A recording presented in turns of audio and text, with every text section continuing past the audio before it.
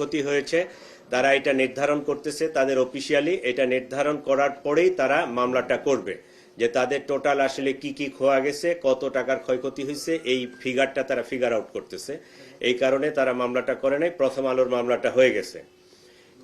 ইতিমধ্যে Dhaka metropolitan police, DB, CTTC এবং অন্যান্য গোয়েন্দা সংস্থাগুলো ভিডিও ফুটেজ দেখে এই দুষ্কৃতিকারীদেরকে চিহ্নিত করার চেষ্টা করেছে এবং আমরা গ্রেফতারের প্রচেষ্টাও অব্যাহত রেখেছি। এখন পর্যন্ত থানা পুলিশ কর্তৃক 13 জন এবং সিটিটিসি কর্তৃক 3 জন, ডিবি কর্তৃক 1 জন, মোট 17 জনকে গ্রেফতার করতে আমরা সক্ষম হয়েছি। তাদের কাছ থেকে, একজন আসামির কাছ থেকে ওইখান থেকে নিয়ে যাওয়া টাকার মধ্যে নগদ 50,000 টাকা এবং সেই টাকা দিয়ে সে একটা টিভি কিনছে, একটা টাচ ফ্রিজ কিনছে, সেটা আমরা উদ্ধার করতে সক্ষম হয়েছি।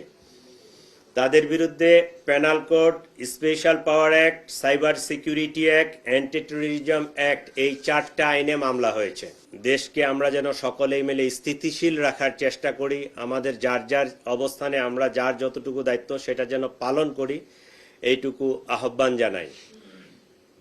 আইন কেউ নিজের হাতে তুলে নেবেন না, এইটুকুই। আর আপনাদের উপর, আপনাদের মাধ্যমে সকলের জন্য আমি একটা জিনিস ইনফরমেশন দেই যে আমাদের যে ফৌজদারি কার্যবিধি আছে এইটার 44 ধারায় এটা স্পষ্টভাবে বলা আছে এই দুষ্কৃতিকারী বা এই অপরাধী, কতিপয় অপরাধ ওখানে একদম বর্ণনা করা আছে, তাদেরকে ধরে দিতে বা ধরতে সহায়তা করতে জনগণ পুলিশকে সাহায্য করবে, এটা আইনেই বলা আছে। আইনানুগভাবে আমরা এটার জন্য কিন্তু ইনটাইটেল।